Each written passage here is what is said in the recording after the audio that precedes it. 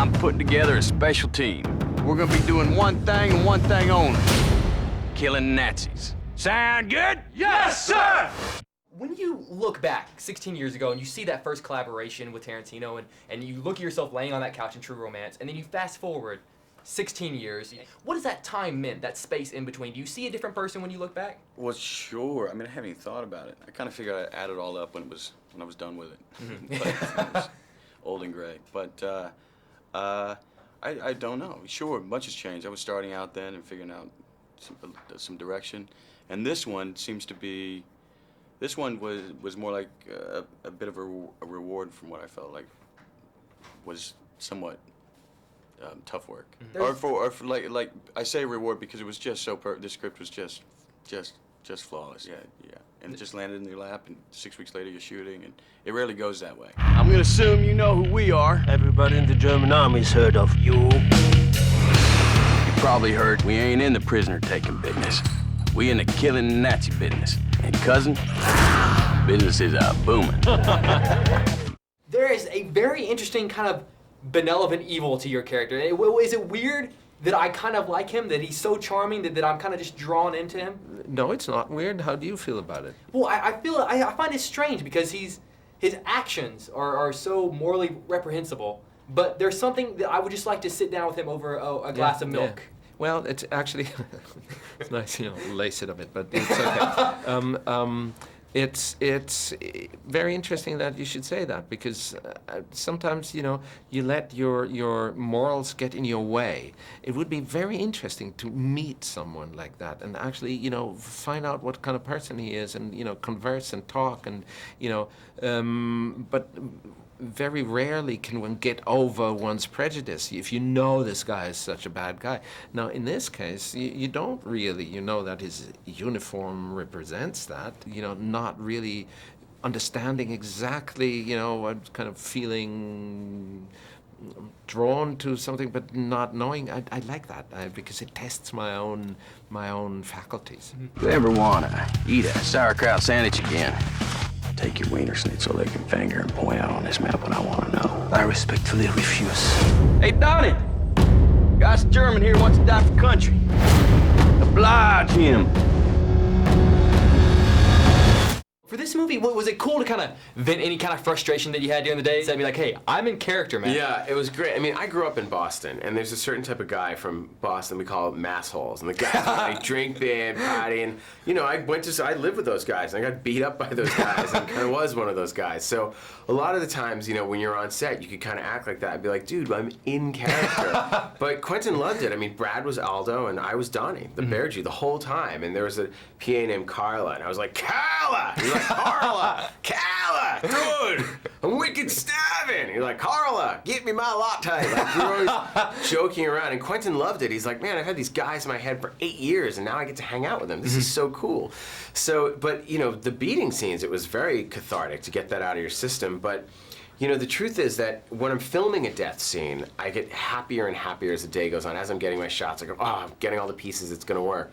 But when you're really beating someone to death, it couldn't just look physically imposing. You had to see that crazed killer look in his eye. And to do that, you had to conjure up the most painful, darkest stuff from your entire life and bring it right to the surface like it just happened 10 minutes ago. So I noticed at the end of the day, I was just drained. I didn't want to talk to anybody. You just wanted to crawl into a hole and die, and then you get up and do it again the next day. So certain days were fun, but on the days when I had to kill somebody, it was really, really much more intense than I ever imagined it would be. An American Secret Service outfit lives deep behind enemy lines. The Germans call them the bastards. These Yanks have been them the devil. Well, we're all tickled to hear you say that. Now, was there ever a moment that happened on set that you thought to yourself, this could happen nowhere else but a Quentin Tarantino set? Oh, yeah, many moments, from really absurd moments where you're bloodied and your leg gets stuck to a table for 20 minutes with fake movie blood, or having the dummy being carted in with the huge knife in the back of his neck. Like, just every day is a little surreal. Well, when you're laying on that table, do you ever think to yourself, you're covered in blood and you're in a Quentin Tarantino movie and Brad Pitt is sticking, his finger. Is there ever that moment where you think, this is pretty cool? Because, I mean, that would just be the most surreal experience, I think.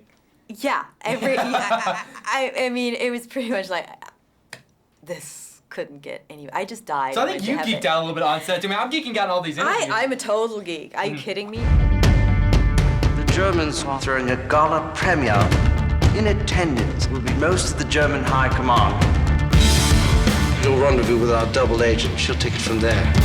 You're getting us in that premiere. It's suicide.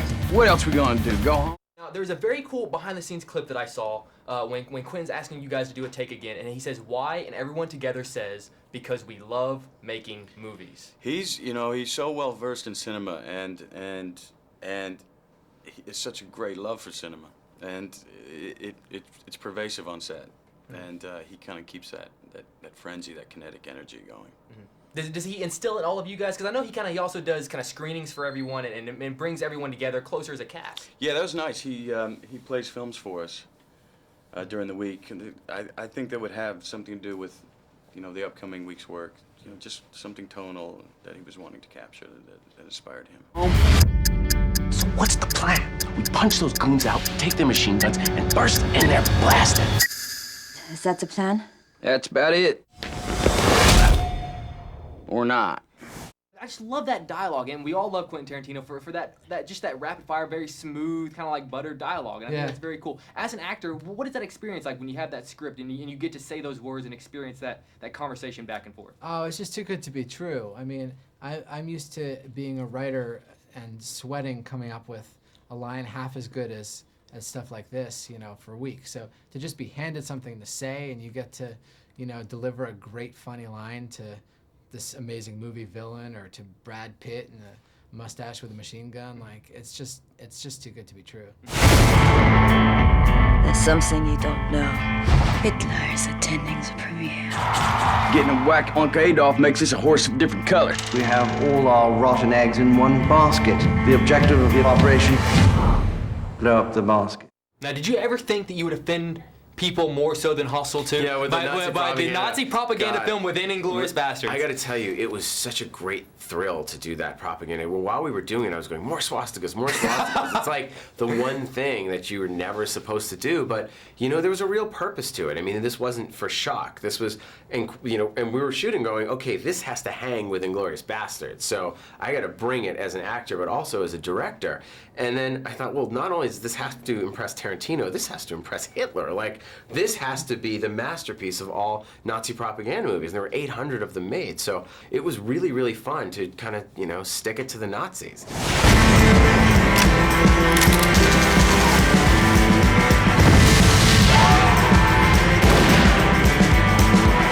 Now, I love this movie because I see it as a piece of art, not as a history lesson. And I think that is a very important line to draw between Thank the you two. very much. Thank you very much, because I agree 100%. Is it important to you so that definition is there, Yes. so that kids don't go see this and say, oh, well, that's not right and this isn't right?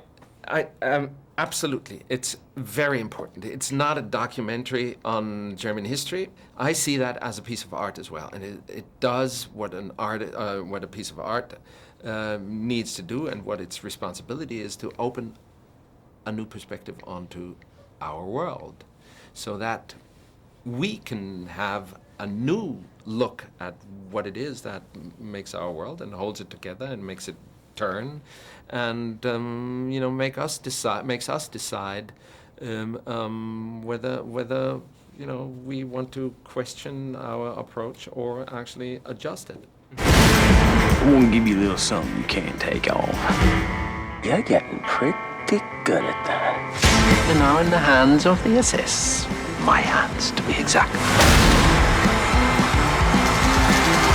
With who you are and your status and all that implies, do you ever feel that there's more pressure on you to disappear behind a character? No, I actually feel the opposite. I feel less pressured these days.